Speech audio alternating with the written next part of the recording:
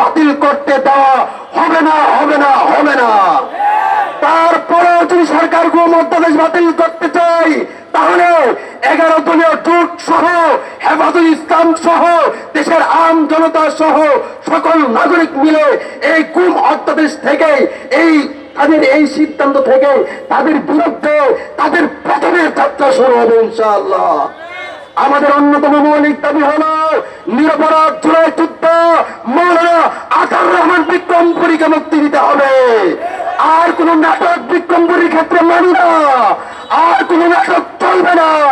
প্রথম আলো টেলিস্টারের মতো ভুয়া মামলায় অজ্ঞাতনামায় আসামির তালিকায় আমার ভাই বিক্রমপুরীকে গ্রেফতার করে রাখা হবে, আমরা কোনোভাবেই সেটা মেনে নেব না। আমাদের অন্যতম দাবি হলো মাওলানা আইনুল হক কাসেমীকে মুক্তি দিতে হবে। কোনোভাবেই আইনুল হক কাসেমীকে আটকে রাখা আমরা মেনে নিতে পারি না। আমাদের অন্যতম আরো দাবি হলো মাওলানা আব্দুল্লাহ মাইমুন, সাইদুর রহমান সহ, মাওলানা শেখ ফরিদ সহ, মাওলানা আমিরুল ইসলাম সহ যত মাজলুমরা এখন পর্যন্ত কারাগারে বন্দী আছে, অনতিবিলম্বে তাদেরকে মুক্তির ব্যবস্থা করা হলো।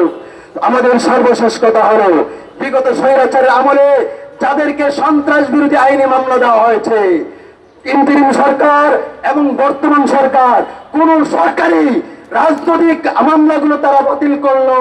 স্বৈরাচার হাসিনার দেওয়া একটা সন্ত্রাস বিরোধী মামলাও তারা খালাস করে নাই।